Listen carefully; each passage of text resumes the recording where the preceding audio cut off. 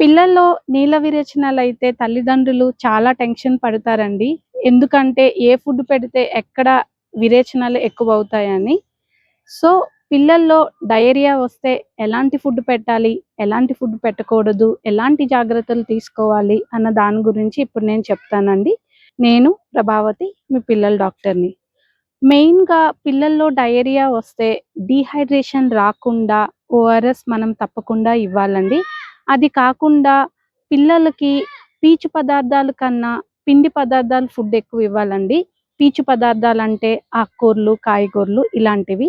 ఇవి తక్కువ ఇవ్వాలి. ఎక్కువగా పిండి పదార్థాలు అంటే sweet potato, curd rice, bread, ఇంకా చప్పడి పప్పు ఇలాంటి ఫుడ్ ఇవ్వాలండి. మరి ఫ్రూట్స్ ఇవ్వొచ్చా? ఇవ్వకూడదా? ఫ్రూట్స్ ఇవ్వొచ్చండి. పర్టిక్యులర్‌గా బనానా, పపాయ ఈ 2 ఫ్రూట్స్ వచ్చినప్పుడు ఇస్తే పిల్లలకి చాలా మంచిదండి. ఎందుకంటే అది గట్ హెల్తీ కూడా, ఇంకా స్టూల్ కన్సిస్టెన్సీని ఇంప్రూవ్ చేస్తుంది. మరి ఫ్రూట్ జ్యూసెస్ ఇవ్వొచ్చా? ఇవ్వకూడదా?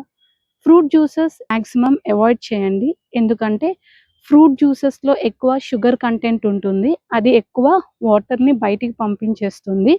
ఈ టిప్స్ మీరు ఫాలో అవుతారని అనుకుంటున్నాను. Thank you.